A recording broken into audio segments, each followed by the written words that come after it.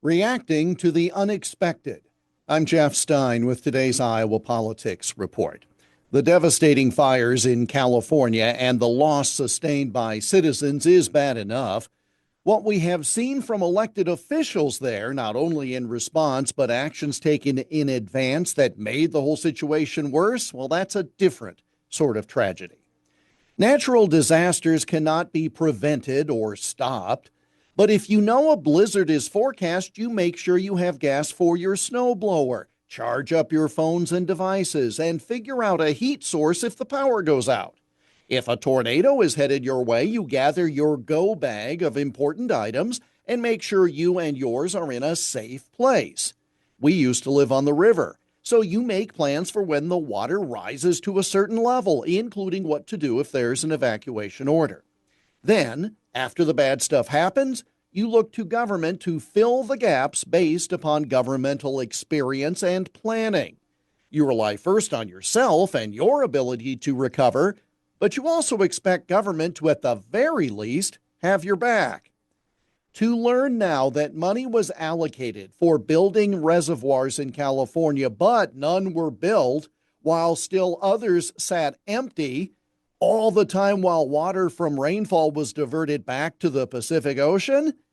To learn that funding for fighting fires was cut during what was then a drought where the likelihood of massive fires was even greater than normal.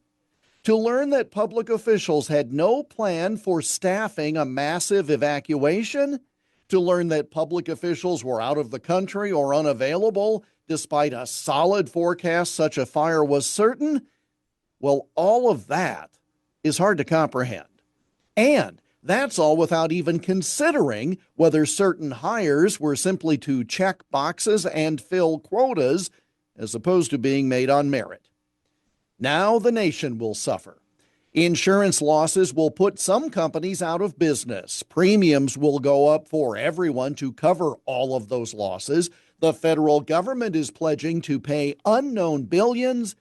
And all because a bad situation was made exponentially worse due to incompetence on the part of those citizens rely on.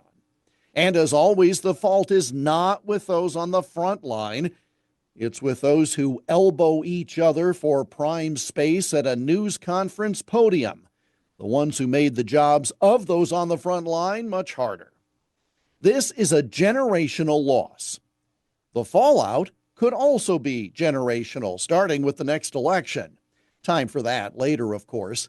Now let's hope the crisis ends and the rebuilding of lives begins sooner than later. And that's the Iowa Politics Report for Monday, January 13. On Twitter, Instagram, Getter, Threads, and Truth Social at Iowa Politics. I'm Jeff Stein on News Talk 1540 KXEL.